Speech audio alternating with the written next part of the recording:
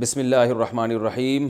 آج انشاءاللہ ہم سورہ بقرہ کا 5واں رکوع پڑھیں گے اور وقت ملا تو چھٹا بھی انشاءاللہ مکمل کریں گے۔ پہلے اس کا لفظی ترجمہ ہوگا اور مختصر گرامر ہوگی، اس کے بعد انشاءاللہ اس کی تفسیر۔ اعوذ باللہ من الشیطان الرجیم، بسم اللہ الرحمن الرحیم۔ یا بنی اسرائیل، یا کا معنی اے، بنی ابن کی جمع ہے، بنی کا معنی اولاد، اسرائیل حضرت یعقوب علیہ السلام کا لقب ہے۔ خیر یہ تفسیر میں بتاؤں گا۔ یا بنی اسرائیل، اے اسرائیل کے بیٹو یا اسرائیل کی اولادو، اذکرو نصر ینصرو، ذکر یذکرو، اس کا معنی یاد کرنا۔ جیسے انصر کا معنی مدد کر، آرڈر کا صیغہ ہے، تو اذکر کا معنی یاد کر، اور اذکرو اس کی جمع۔ اذکرو نعمتی، میری نعمت کو یاد کرو، التی وہ والی نعمت، انعمت علیکم جو میں نے تم پر کی۔ انعمت اکرمت کی طرح ہے، جیسے ہم نے سورہ فاتحہ میں پڑھا تھا صراط الذین انعمت علیہم، تو انعمت تو نے انعام کیا، انعمت میں نے انعام کیا۔ وَأَوْفُوا بِعَهْدِي، اوفو اصل میں تھا اوفیو، اکرمو آرڈر کا صیغہ، اکرم یکرمو، اوفیا یوفیو، اس کا معنی وفا کرنا، پورا کرنا کسی چیز کو۔ کئی دفعہ یہ وفا کا لفظ میں ڈیفائن کر چکا ہوں۔ اوفو اوفیو تھا تو اس کو بنا دیا اوفو۔ اوفو بعہدی، میرے عہد کو پورا کرو، جو تم نے مجھ سے عہد کیا اس کو پورا کرو۔ اوفی بعہدکم، اوفی اصل میں تھا اوفی، اکرم اکرمو کی طرح، اوفیو، اکرم یکرمو اکرام کیا، اکرمو میں اکرام کرتا ہوں، جیسے اضربو ہے نا، تو اوفیو میں وفا کرتا ہوں، تو یہ آگے یا کو حذف کر دیا اس میں۔ اوفی بعہدکم یعنی میرے عہد کو پورا کرو، اوفی بعہدکم میں تم سے کیے ہوئے عہد کو کیا کروں گا، پورا کروں گا، یعنی تم میرے عہد کو پورا کرو، میں اپنا عہد پورا کروں گا۔ وَإِيَّایَ فَارْہَبُونَ، ارہبون تھا اصل میں تھا ارہبو، رہبا یرہبو کا معنی ہوتا ہے ڈرنا۔ رہبانیت کا لفظ سنا ہوگا نا آپ نے، جو اللہ سے ڈرنے والے لوگ تھے، راہب، دنیا سے کنارہ کشی اختیار کرتے تھے، رہبانیت۔ تو اضرب مار تو، ارہب ڈر تو، ارہبو تم سب ڈرو، ارہبو نی تھا اصل میں، تم سب ڈرو نی مجھ سے، تو نی کو شارٹ کر کے کیا کر دیا، ارہبون۔ نہیں آ رہی سمجھ میں؟ آ رہی ہے؟ یعنی ارہبونی، نون کے نیچے جو زیر ہے نا اصل میں یا حذف ہے یہاں پہ، تو اصل میں تھا پورا ارہبونی، ڈرو تم سب مجھ سے۔ فرہبون، اور جب شروع میں فا لگایا تو الف سائلنٹ ہو گیا، تو فارہبونی بن گیا فرہبون۔ جب وقف کریں گے تو فرہبون، اور جب ملا کے پڑھیں گے فرہبونی۔ سمجھ رہے؟ اب آسان ہو گیا۔ وَإِيَّایَ، یہ وہی ضمیر ہے، إِيَّاكَ نَعْبُدُ، إِيَّاكَ کا مطلب تیری ہی عبادت کرتے ہیں، تو إِيَّايَ میری ہی، ٹھیک ہے، تو فَإِيَّایَ فَارْہَبُونَ مجھ سے ہی ڈرو، یہ مطلب ہوگا۔ إِيَّايَ میں نے بتایا تھا نا، یہ جو پروناؤن ہے جب یہ پہلے آ جائے فعل سے تو اس میں صرف کا معنی پیدا ہوتا ہے، جیسے ہم کہتے ہیں إِيَّاكَ نَعْبُدُ، تیری ہی ہم سب عبادت کرتے ہیں، صرف تیری، تو یہاں صرف کا معنی آ جائے گا۔ وَإِيَّایَ فَارْہَبُونَ، اور صرف مجھ سے ڈرو تم سب، نی مجھ سے، دوبارہ اس کا تکرار ہو گیا۔ وَآمِنُوا، اور ایمان لاؤ، بِمَا اس چیز پر، أَنزَلْتُ جو میں نے نازل کی، مصدقاً وہ تصدیق کرنے والی ہے، مصدق مصرف مسبح کی طرح تصدیق کرنے والی ہے، سچا قرار دینے والی ہے، لما اس کتاب کو، معکم جو تمہارے ساتھ ہے، تصدیق کرتی ہے اس کتاب کی بھی جو تمہارے ساتھ ہے۔ ولا تکونوا، کانا یکونو ہونا، تکونو، تکونو کا کیا مطلب، لا تکونو یہ آرڈر ہو گیا نا، نہیں ہو تم سب، نہیں بنو تم سب، اول کافر پہلے کافر، بھی اس قرآن کے یا اس کتاب کے، اس کے پہلے انکار کرنے والے مت بنو۔ آپ یہاں بیٹھ جائیں۔ ولا تشترو، اور مت خریدو، اشترا کا لفظ پہلے آ چکا ہے نا، ولا تشترو اشترا مت کرو یعنی خریدو مت، اصل میں تھا تشتریو تکتسبو کی طرح، اور مت خریدو بیآیاتی میری آیات کے بدلے میں، میری آیات کے عوض میں، ثمناً قلیلاً، ثمن کہتے ہیں کسی بھی چیز کا جو عوض آپ جب لیتے ہیں نا اس کو عربی میں کیا کہا جاتا ہے؟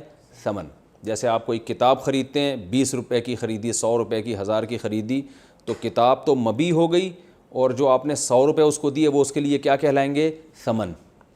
یعنی کسی چیز کی کے عوض میں جو پیسے دیے جاتے ہیں یا دراہم دینار دیے جاتے ہیں اس کو ثمن کہا جاتا ہے۔ تو میری آیات کے بدلے میں تھوڑے سے پیسے مت خریدو، یعنی تھوڑے سے پیسے مت لو۔ وَإِيَّایَ فَاتَّقُونَ، یہ فَاتَّقُونَ ایسے ہی جیسے فرحبون تھا، اصل میں تھا اتقو، اکتسبو کی طرح، ارتقیو، تو اکتسبو کی طرح ہے یہ، افتعلو، ٹھیک ہے نا؟ تو نون زیر نی جو ہے نا اس کے بعد یا ہے اصل میں، جو حذف کر دیے شارٹ کرنے کے لیے، تو اتقو ڈرو تم سب، نی مجھ سے، اور فا شروع میں لگا دیا تو الف سائلنٹ ہو گیا، تو اتقو بن گیا فتقو، اور ایایا جب شروع میں لے کر آئے تو کیا مطلب؟ مجھ ہی سے ڈرو، کسی اور سے مت ڈرو، وَإِيَّایَ فَاتَّقُونَ، اور صرف مجھ سے ڈرو۔ وَلَا تَلْبِسُوا، لَبَسَ يَلْبِسُ کا معنی ہوتا ہے کسی چیز کو مشتبہ بنا دینا، کہتے ہیں یہ معاملہ مجھ پہ ملتبس ہو گیا ہے، کہتے ہیں نا کہ تلبیس سے کام لے رہا ہے، یہ لفظ اردو میں سنا ہوگا آپ نے، تلبیس سے کام لے رہا ہے یعنی گھما رہا ہے بات کو، تو کسی بھی معاملے کو مشتبہ کر دینا، اس میں کنفیوژن پیدا کر دینا، اس کو ہم عربی میں تلبیس بھی کہتے ہیں، لبس یلبسو لبسن بھی کہتے ہیں اس کو۔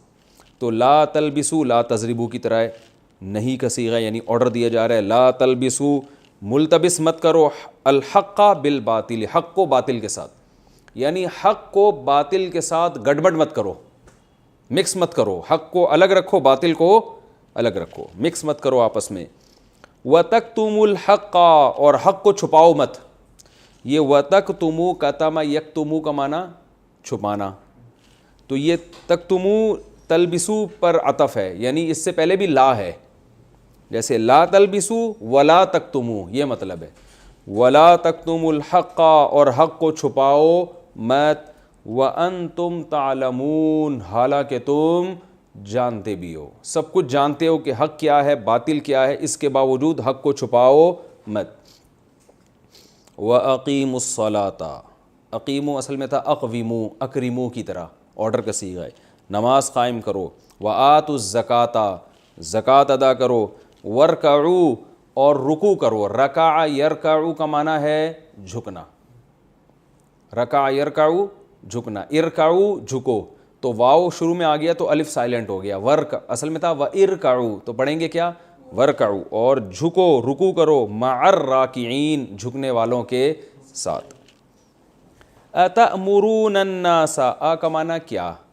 تأمرون امر کرتے ہو تم، تنصرون کی طرح فعل مضارع ہے، کیا امر کرتے ہو، کیا حکم دیتے ہو تم، الناس لوگوں کو، بالبری نیکی کا، بر کسے کہتے ہیں؟ نیکی، کیا تم لوگوں کو نیکی کا حکم دیتے ہو، وتنسون، واو کا معنی، اور تنسون نسیان سے نکلا ہے، اصل میں تھا تنسیون، تسمعون کی طرح، شروع میں باپ پڑھے ہیں نا، تو اب پڑھا کیا جاتا ہے تنسون، وتنسون، اور تم بھول جاتے ہو، انفسکم، اپنی جانوں کو، لوگوں کو نیکی کا حکم دے رہے ہو اور خود اپنے آپ کو بھول جاتے ہو، وانتم، حالانکہ تم، میں نے بتایا نا واو کا مطلب بسا اوقات حالانکہ آتا ہے، یعنی کنڈیشن یہ ہے کہ انگلش میں ہم کیا کہیں گے، اس کنڈیشن میں تم یہ کام کر رہے ہو۔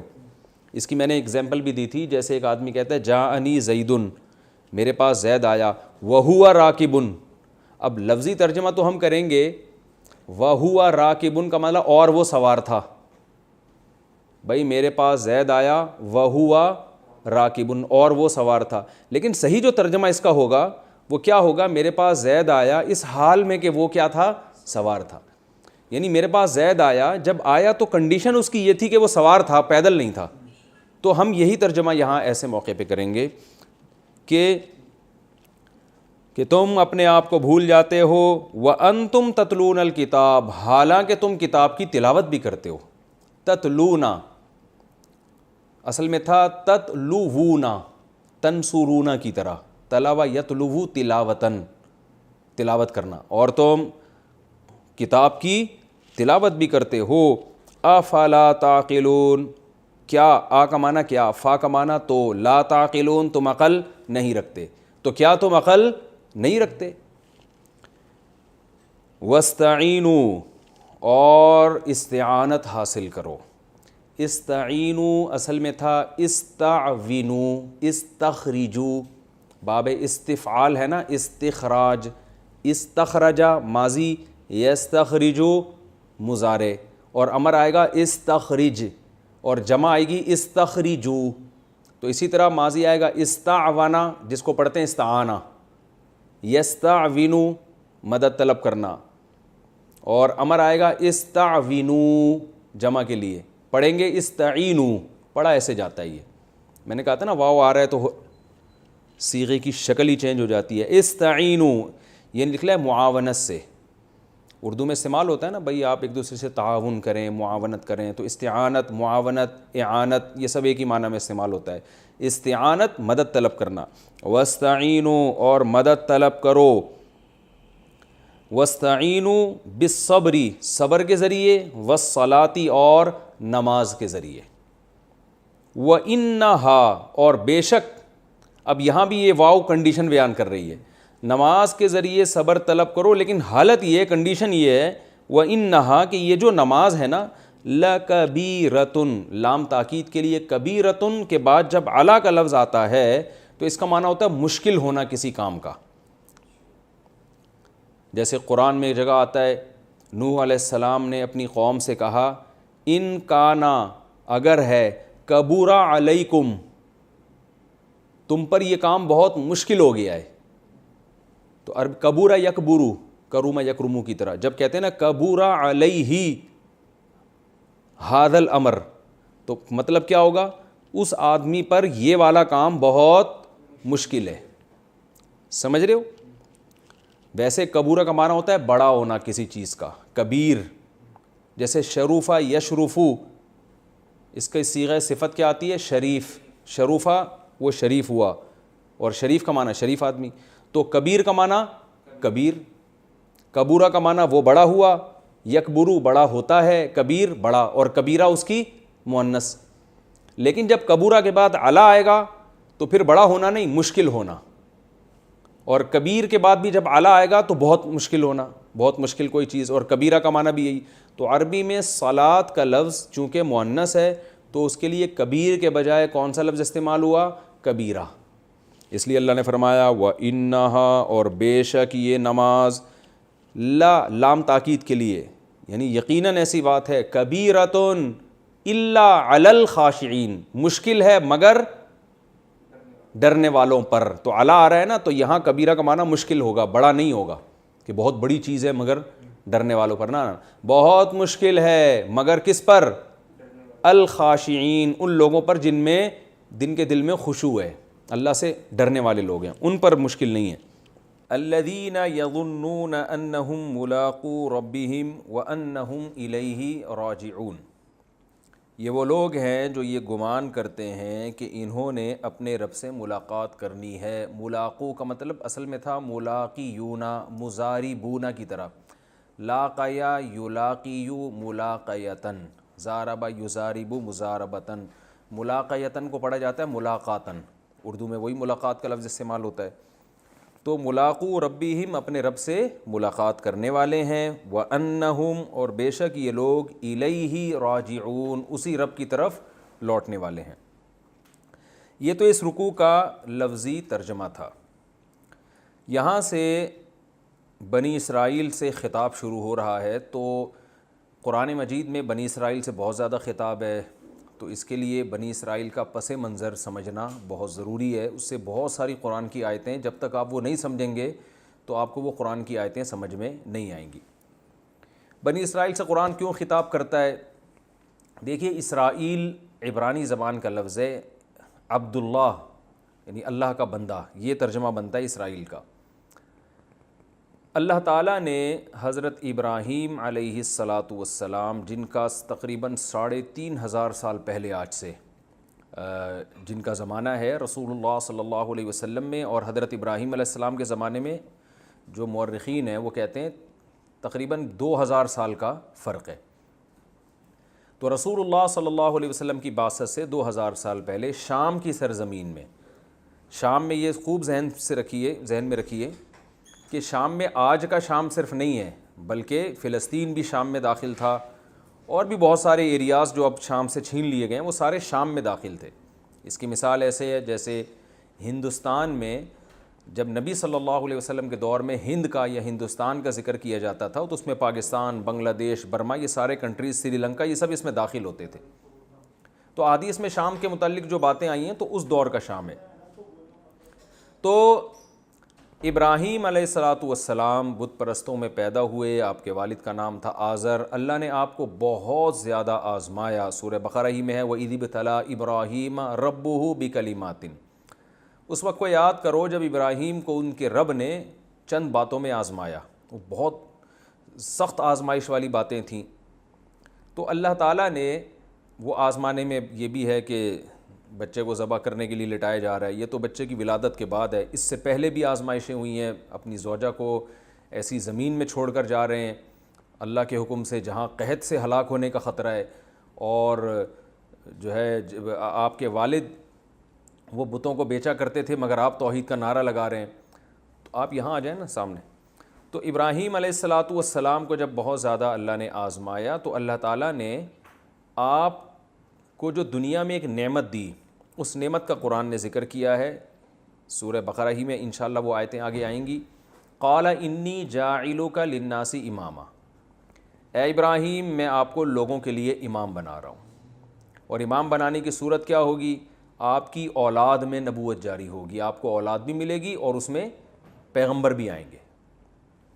تو ابراہیم علیہ السلام کو جب اللہ نے نعمتیں دیں تو 2 بیٹے دیے، اس میں ایک کا نام تھا اسحاق اور ایک کا نام تھا اسماعیل۔ یاد رکھیں یہ لیکچر آپ نے بہت غور سے سننا ہے، اس کو ذہن میں بٹھانا ہے، کیونکہ پیغمبروں کا سلسلہ سارا اسی طرح آپ کی سمجھ میں آئے گا، اور بنی اسرائیل کا کیا تصور ہے، اور گریٹ اسرائیل جو آج یہودی جس کی بات کریں، یہ ساری چیزیں آپ کی سمجھ میں اس پس منظر میں جب آپ قرآن کی تلاوت کریں گے نا تو یہ سمجھ میں آئے گا آپ کے۔ تو ابراہیم علیہ السلام کے 2 بیٹے تھے، ایک کا نام اسحاق اور ایک کا نام اسماعیل۔ اسحاق حضرت سارہ علیہ السلام کی اولاد میں، اور اسماعیل حضرت ہاجرہ علیہ السلام کی اولاد میں۔ اسحاق علیہ السلام ابراہیم علیہ السلام کا جو اصل وطن تھا فلسطین جسے آج کہا جاتا ہے، اس زمانے میں شام کی سرزمین کہا جاتا تھا، یہ ابراہیم علیہ السلام کا اصل وطن تھا۔ یہاں اسحاق علیہ السلام اور ان کی نسل چلی آگے، اور آپ حضرت ہاجرہ کو جو چھوڑ کر گئے وہاں جو جسے مکہ کہا جاتا ہے، بیت اللہ کہا جاتا ہے، وہاں اللہ کا گھر بنایا آپ نے، تو وہاں حضرت اسماعیل علیہ السلام تھے۔ ادھر اسحاق علیہ الصلاۃ والسلام کی اولاد میں یعقوب علیہ السلام پیدا ہوئے، جن کی بشارت اللہ ابراہیم علیہ السلام کو دے چکے تھے، وَمِن وَرَاءِ اسحاق یعقوب، کہ ابراہیم آپ کی اولاد میں اسحاق پیدا ہوں گے اور اسحاق کے بعد یعقوب، یعنی پوتے کی خوشخبری بھی اللہ نے پہلے ہی دے دی تھی، اور دونوں کو پیغمبر بنانے کا اللہ نے پہلے بتا دیا تھا۔ یعقوب علیہ السلام جو تھے ان کا لقب ہے اسرائیل۔ آگے یعقوب علیہ الصلاۃ والسلام کی بہت زیادہ نسل پیدا ہوئی، جن میں 11 بیٹے آپ کے قرآن نے تذکرہ کیا ہے، اور جن میں 2 ایک ماں سے تھے اور باقی 9 دوسری والدہ سے تھے۔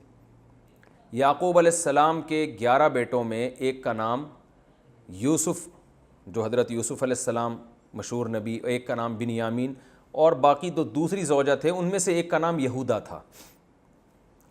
تو اب یعقوب علیہ السلام کے ان بیٹوں کی اولادیں آگے چلی ہیں۔ یہ کیسے ہوئی ہیں؟ فلسطین، یہ جو ارض شام ہے، یہاں پر قبلہ تھا، بیت المقدس تھا، تو یہاں ابراہیم علیہ السلام کے جو یعقوب علیہ السلام کے جو بیٹے تھے نا یوسف علیہ السلام، تو بھائیوں نے جیلسی میں یوسف علیہ السلام کو کنویں میں ڈال دیا، جو سورہ یوسف میں انشاءاللہ ہم پڑھیں گے۔ وہ ہوتے ہوتے کنویں سے بالآخر قافلہ آیا، ان کو اٹھا کے لے گیا، اور مصر اس وقت بڑا یعنی ایک ترقی یافتہ ملک سمجھا جاتا تھا، ایک مہذب، ایک تہذیب تھی، ایک بہت زبردست اسٹیٹ تھی مصر میں۔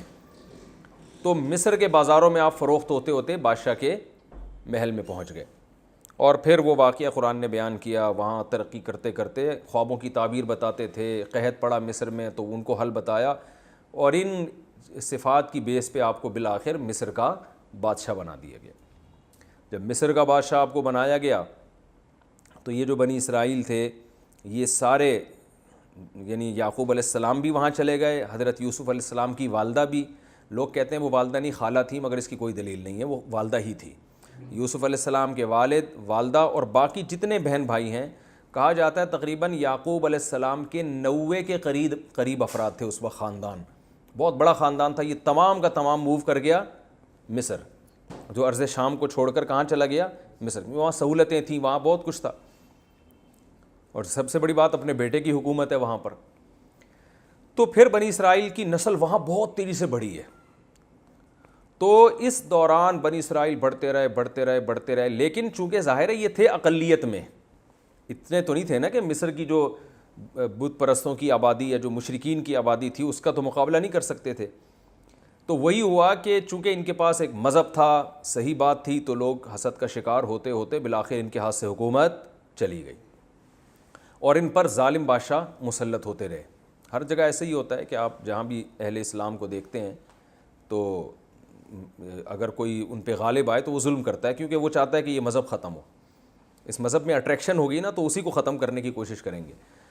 تو اس زمانے میں جو بھی مصر میں بادشاہ آیا کرتا تھا اس کا لقب فرعون ہوتا تھا، یعنی یہ نہیں کہ فرعون مخصوص بادشاہ کا نام ہے، مصر کے ہر بادشاہ کو کیا کہا جاتا تھا؟ فرعون۔ تو یہ والا جو فرعون ہے، یہ جس کو قرآن فرعون کہتا ہے، یہ وہ مخصوص بادشاہ جو موسیٰ علیہ السلام کے مقابلے میں آیا۔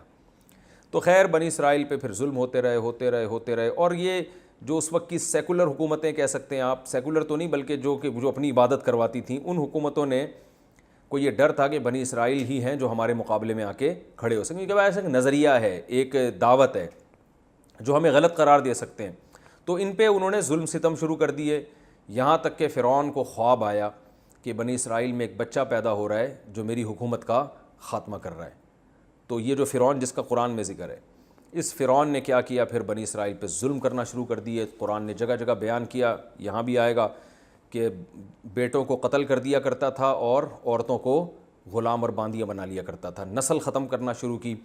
اسی میں اللہ تعالیٰ نے موسیٰ علیہ السلام کو پیدا کیا، جس کا ہم واقعہ پڑھیں گے انشاءاللہ آگے، بڑا دلچسپ واقعہ ہے کہ موسیٰ کی ماں کے دل میں ہم نے ڈالا کہ بچے کو صندوق کے حوالے کر دیں، اور وہ صندوق دریا کی موجوں کے حوالے ہوا، اور بالآخر فرعون ہی کے دربار میں اللہ نے حضرت موسیٰ کو پال کے دکھایا۔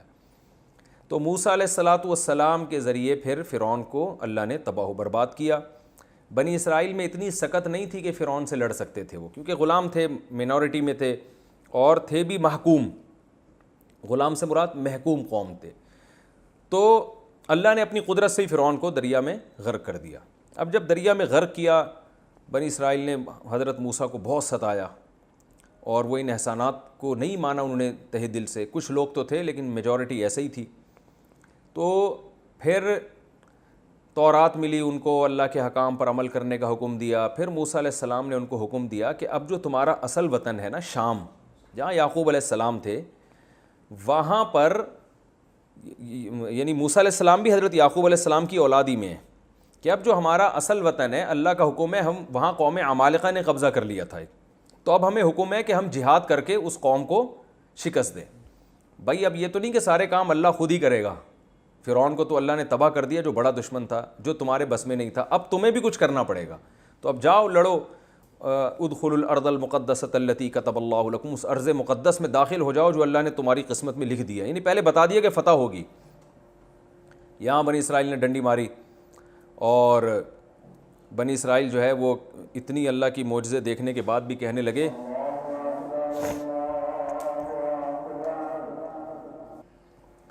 تو بنی اسرائیل کو جب موسیٰ علیہ السلام نے حکم دیا کہ اس سرزمین میں داخل ہو جاؤ جو اللہ نے تمہارے لیے تمہاری قسمت میں لکھ دی ہے، تو وہ آئیں بائیں شائیں کرنے لگے، وہ تو بڑے طاقتور لوگ ہیں، ہم نہیں جا سکتے ایسے، تو بہت موسیٰ علیہ السلام کو غضب آیا، اور موسیٰ علیہ السلام نے اللہ سے کہا کہ اللہ اب میری اس قوم سے علیحدگی کروا دے۔ سب کچھ ہو گیا، پھر بھی اتنے معجزے دیکھ لیے، خود ٹس سے مس ہونے کے لیے تیار نہیں ہے۔ تو اللہ تعالیٰ نے فرمایا فَإِنَّهَا مُحَرَّمَةٌ عَلَيْهِمْ 40 سنہ، 40 سال تک اسی وادی میدان میں یہ گھومتے رہیں گے، انہیں شہر نصیب نہیں ہوگا، جس کو وادی تیہ کہا جاتا ہے۔ تیہ کہتے ہیں حیرانگی کو، تو یعنی حیرانگی والا میدان۔ تو حضرت موسیٰ اور ہارون علیہ السلام بھی اسی میدان میں ان کے ساتھ رہے، پھر وہیں من و سلوہ کے واقعات آئیں گے، اترتے رہے، پھر بھی اللہ نے ان کو بہت ایسے نہیں رکھا جیسے جیل میں قیدیوں کو رکھا جاتا ہے، بلکہ 40 سال اسی میدان میں کھانا پینا بھی ملتا رہا، بادل بھی سایہ کرتا رہا ان کے اوپر۔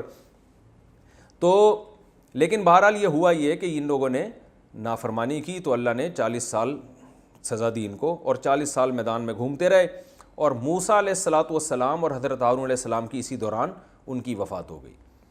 پھر اس کے بعد اللہ نے نئے نبی بھیجے، تو نئے نبی کی قیادت میں پھر انہوں نے جہاد کیا، اور اللہ تعالیٰ نے اس میں ان کو فتح عطا فرمائی۔ آگے ہوا یہ کہ بنی اسرائیل کے جو لڑائی میں داؤد بھی تھے، جنہوں نے دشمن کے جو کمانڈر ہے نا جالوت، اس کو قتل کیا۔ بنی اسرائیل نے کمانڈ میں لڑائی لڑی، بنی اسرائیل کے کمانڈر کا نام تھا طالوت، اور جو دشمن تھا اس کے کمانڈر کا نام تھا جالوت۔ یہ واقعہ چونکہ قرآن میں تفصیل سے آئے گا، لہذا میں ابھی صرف پس منظر بیان کر رہا ہوں نا، تو ڈیٹیل ہم وہی پڑھیں گے جہاں یہ واقعہ آئے گا۔ تو بنی اسرائیل میں ایک داؤد بھی تھے، حضرت داؤد، جو ظاہر ہے یعقوب علیہ السلام کی اولاد میں تھے۔ تو حضرت داؤد علیہ السلام نے اس وقت ان کو نبوت نہیں ملی تھی، بڑی بہادری سے لڑے وہ، اور وہ جنگ بہت مشکل تھی، تو بہت سے لوگ اس میں فرار ہو گئے تھے، میدان چھوڑ کے بھاگ گئے تھے، تو چند لوگ تھے جو ڈٹے رہے، ان میں داؤد علیہ السلام بھی تھے، اور انہوں نے بہت زیادہ بہادری کی، اور دشمن کے جو کمانڈر تھا نا بہت سخت جان جالوت، اس کو قتل کیا۔ تو اللہ فرماتے ہیں اللہ نے اس بیس پر داؤد علیہ السلام کو جنگ کا کمانڈر بھی بنا دیا، علم بھی دیا، اور نبوت بھی دی، اور حکمت بھی دی۔ تو داؤد علیہ السلام پھر بنی اسرائیل کے ان پیغمبر کے جانے کے بعد داؤد علیہ السلام لیڈر بن گئے، اور داؤد علیہ السلام نے پھر بہت عبادت گزار تھے، قرآن نے ان کی عبادتوں کا ذکر کیا، ان کی آواز بہت خوبصورت تھی، قرآن کہہ رہے ہیں فصل الخطاب، بہت سارے معجزے دیے اللہ نے ان کو۔ فصل الخطاب کا مطلب تقریر بہت خوبصورت، خطاب بہت زبردست کیا کرتے تھے، آواز اتنی خوبصورت، تلاوت کرتے پرندے آ کے ٹھہر جایا کرتے تھے، اور جب وہ اللہ کا ذکر کرتے تو پہاڑ بھی ان کے ساتھ سے بھی لا الہ الا اللہ کی آوازیں آنا شروع ہو جاتی تھی۔ بڑے معجزے تھے، رات کو عبادت گزار تھے، دن میں روزہ بھی رکھتے، جہاد بھی کرتے۔ تو داؤد علیہ السلام کے ذریعے اللہ تعالیٰ نے جو ہے نا بنی اسرائیل کی دنیا میں بہت بڑے خطے پر اللہ نے حکومت قائم کر دی ان کی۔ تبھی آج اس حکومت کو یاد کر کے یہودی جو ہے نا وہ روتے ہیں کہ ہم تو ایسے تھے، ہم تو ایسے تھے، ہم تو یوں تھے۔ بہت بڑے خطے پر اللہ نے بنی اسرائیل کی حکومت قائم کر دی۔ داؤد علیہ السلام، اچھا وہ ایسے مجاہد تھے کہ ان کے ہاتھ میں لوہے کو بھی نرم کر دیا اللہ تعالیٰ نے۔ ڈیوڈ کہتے ہیں نا انگریز داؤد علیہ السلام کو، آج کل انہوں نے نام چینج کیا ہوا ڈیوڈ کہتے ہیں۔ اللہ نے فرمایا ہم نے داؤد علیہ السلام، اچھا داؤد علیہ السلام اس زمانے میں 4 کی بیویاں کا نہیں تھا، جتنی بھی چاہے زوجات رکھ سکتے تھے۔ داؤد علیہ السلام کی بہت ساری زوجات تھیں۔ تو داؤد علیہ السلام کے جو وارث بنے وہ ان کے بیٹے حضرت سلیمان علیہ السلام، قرآن نے ان کی بھی تعریف کی۔ اور داؤد اور سلیمان علیہ السلام کی خاصیت کہ اللہ نے ان میں قوت فیصلہ، یعنی جو جج کا کام ہوتا ہے نا کہ یہ پہچاننا کہ کون صحیح ہے کون غلط ہے، قضا کے شعبہ یہ بہت احسن طریقے سے سر انجام دیتے تھے۔ تو سلیمان علیہ السلام کو اللہ نے داؤد علیہ السلام سے بھی زیادہ بڑی حکومت دی، اور سلیمان علیہ السلام نے ایک دن اللہ سے دعا مانگی، ایسی حکومت چاہیے لا ینبغی لاحد من بعدی، میرے بعد قیامت تک کسی کو نہ ملے ایسی۔ نیت اچھی تھی، قربانیاں تھیں، اللہ نے آپ کو ایسی حکومت دے دی کہ ہواؤں کو مسخر کر دیا۔ یہ جو آج احرام مصر ہمیں ملتے ہیں نا، مصر میں 4000 سال پرانی عمارتیں، یہ دنیا کے عجوبہ کیوں ہیں؟ اس لیے کہ لوگ کہتے ہیں کہ سائنسدان حیران ہیں، ماہرین، کہ یہ اتنی بڑی بڑی دیواریں بغیر جوڑ کی اتنے اوپر پہاڑوں پہ رکھی کس طرح ہیں؟ یہ کون سی کرینیں تھیں جنہوں نے ان کرینوں نے جا کے رکھا ہے؟ تو یہ عین ممکن ہے سلیمان علیہ السلام کے وہ تعمیراتی کام ہو جن کا قرآن نے ذکر کیا ہے، جو اسباب کی دنیا میں عام آدمی کے لیے ممکن نہیں ہے۔ تو جنات کو مسخر کر دیا، بڑے عمارتیں بنائیں انہوں نے، بہت اس سے یعنی پرندوں تک کی بولیاں اللہ نے سکھا دیں ان کو۔ تو سلیمان علیہ، تبھی گورے جو ہے نا، گوروں کی کتابوں میں کنگ سلیمان کر کے ملتا ہے، یہ یعنی ان کا لقب بادشاہ بن گیا تھا۔ تو سلیمان علیہ السلام کے ذریعے حکومت قائم ہوئی۔ پھر سلیمان علیہ السلام کی اچانک ان کی بھی وفات ہوئی ہے، اور پھر بنی اسرائیل زوال کا شکار ہوئے۔ اللہ نے پے در پے ان میں بہت سارے پیغمبر بھیجے، کیونکہ اللہ قرآن میں کہتا ہے کہ ہم نے ان کو علم میں بھی دنیا پہ فضیلت دی تھی، چاہے وہ دین کا علم ہو یا دنیا کا۔ تو دنیا کے علم میں بھی لوگ ان کے محتاج، اور دین کے علم میں بھی لوگ ان کے محتاج، اور حکومت اور ریاست بھی ان کی تھی۔ ناقدری کرتے رہے اللہ تعالیٰ کی نعمتوں کی. پھر اللہ فرماتے ہم نے ان میں بہت کثرت سے پیغمبر بھیجے. اور بالآخر جو آل عمران تھے، حضرت عمران بھی بنی اسرائیل کے ایک بزرگ گزرے ہیں، ان کی اولاد میں اللہ نے پیغمبر بھیجے، اور انہوں نے منت مانی ان کی زوجہ نے کہ اللہ میرے پیٹ میں جو بچہ ہے اگر بچہ پیدا ہوا تو میں مسجد اقصیٰ کی خدمت کے لیے وقف کر دوں گی. تو وہ بیٹے کے بجائے بیٹی پیدا ہوگی، حضرت مریم. تو حضرت مریم کے خالو تھے زکریا علیہ السلام. زکریا علیہ السلام بھی بنی اسرائیل کے آخری نبیوں میں سے ایک نبی ہیں. زکریا علیہ السلام نے بڑھاپے میں اللہ سے اولاد مانگی، ان کو ملے یحییٰ علیہ السلام. تو یہ نسب آپ کو اس طرح سے یاد رہنا چاہیے کہ سب سے پہلے ابراہیم، پھر یعقوب علیہ السلام. اچھا، ادھر جو مکہ میں اسماعیل علیہ السلام ہے ابھی ہم ان کا تذکرہ نہیں کرتے. یہاں سے ابراہیم علیہ السلام کے بیٹے اسحاق علیہ السلام، یعقوب علیہ السلام کے بیٹے یوسف علیہ السلام، پھر ان کی اولاد انہی کے بھائیوں میں ایک یہودا بھی تھا.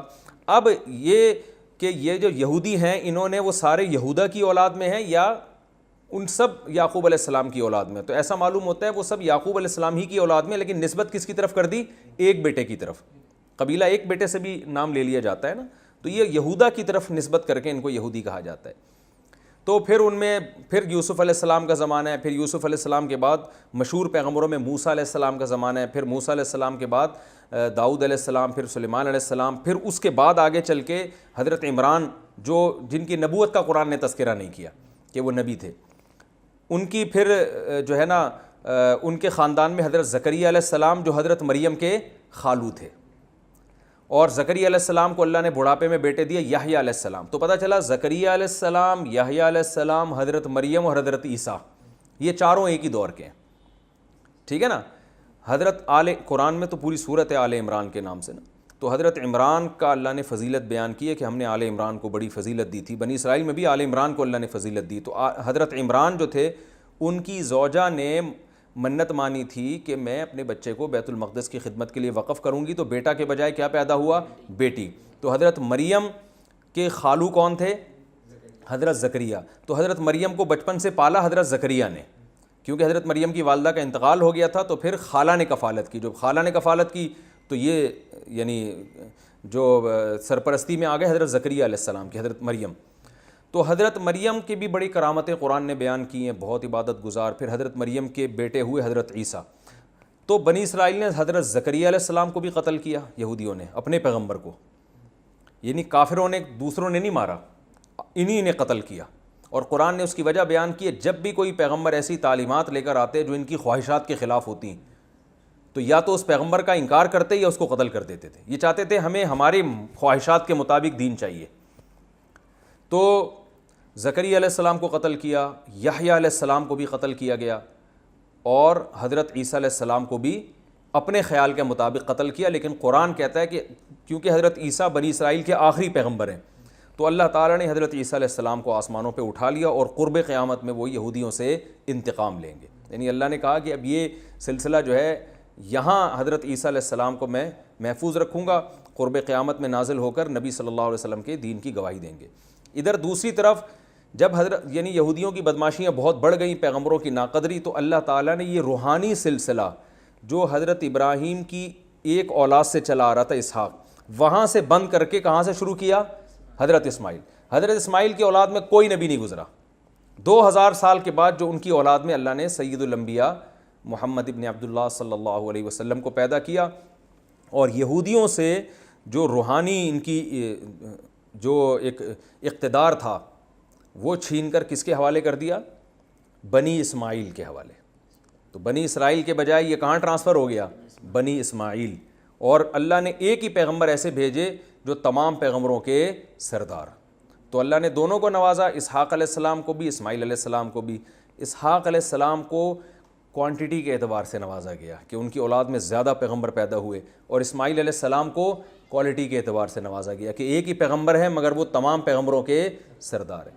تو اب یہودی اس پہ جلا کرتے تھے کہ روحانی پیشوا تو ہم ہیں اور اقتدار تو ہمارے پاس رہا ہے. آج بھی تو اسرائیل، گریٹ اسرائیل کی محنت اس لیے ہو رہی ہے نا کہ یہ تو ہمارا تھا بیت المقدس، مسلمانوں کے پاس کہاں سے آ گیا یہ، اور ہماری تو اتنی بڑی بڑی خلافتیں تھیں. آج بھی یہودی نقشے بناتے ہیں اتنے بڑے بڑے کہ ہم اتنے بڑے، یعنی گریٹ اسرائیل جسے کہتے ہیں وہ. تو اللہ نے قرآن میں جگہ جگہ ان کو بتایا ہے کہ تم پہ اللہ نے جتنی نوازشات کی ہیں، جتنا تمہیں نوازا گیا ہے اتنا دنیا کی کسی قوم کو نہیں نوازا گیا مگر تم اس کے اہل نہیں تھے. یہ عمل نے بتایا اور تم خود اس پہ گواہ. لہذا اب اگر بنی اسرائیل سے خلافت اور نبوت لے کے بنی اسماعیل کے حوالے کی جا رہی ہے تو تمہیں اس میں جیلسی کی ضرورت نہیں ہے. حسد مت کرو بلکہ ایمان لے کر آؤ اس پیغمبر پر تاکہ تمہارے گناہوں کی تلافی ہو جائے. تو چونکہ دنیا بھی دیکھتی تھی بنی اسرائیل کی طرف کہ یہ کیوں نبی پر ایمان نہیں لے کر آ رہے, یہ تو ہم سے زیادہ پڑھے لکھے لوگ ہیں. مشرکین یہ کہا کرتے تھے کہ یہ تو ہم سے زیادہ پڑھے لکھے لوگ ہیں, یہ تو پیغمبروں پر ایمان رکھنے والے لوگ ہیں, یہ کیوں نہیں ایمان لے کر آ رہے. تو یہودیوں کا نبی صلی اللہ علیہ وسلم پہ ایمان نہ لانا یہ دوسری قوموں کے لیے بھی رکاوٹ بن رہا تھا. تو اللہ نے اس لیے الگ سے بنی اسرائیل کو خطاب کیا کہ تم کیوں ایمان نہیں لے کر آتے, جبکہ تمہاری کتابوں میں بھی اس نبی صلی اللہ علیہ وسلم کا نبی کا تذکرہ ملتا ہے. اور یہ یہودی جو یہاں کے آباد ہوئے تھے نا, یہودیوں کا اصل وطن تو شام تھا. مدینہ میں قافلہ گزر رہا تھا تو انہوں نے کھجور کے درخت دیکھے تو وہ قافلہ وہیں اسی نیت سے ٹھہر گیا تھا کہ ہمیں جو آخری نبی کی علامتیں ملتی ہیں اس کی علامتوں کی جو سرزمین ہے نا, یہاں وہ علامتیں ہمیں نظر آتا ہے کہ آخری نبی یہاں ظاہر ہوں گے. تو بہت سے لوگ یہودیوں کے وہاں آ کے اسی نیت سے آباد ہو گئے تھے کہ ہم جب نبی ہجرت کر کے ادھر آئیں گے تو ہم ان پر ایمان لے کر آئیں گے. لیکن جب نبی صلی اللہ علیہ وسلم نے ہجرت کی تو ان کو حسد کی آگ نے پکڑ لیا کہ ہم کیوں ایک عربی کو کیوں مانیں ہم, اور ہم تو پڑھے لکھے لوگ ہیں, امی کی ہم اقتدا کیوں کریں. تو یہ تھوڑا سا پس منظر تھا تاکہ آگے آیتوں کو سمجھنے میں اس کی آپ کو جو ہے مدد ملے. اللہ تعالیٰ سمجھنے کی عمل کرنے کی توفیق عطا فرمائے.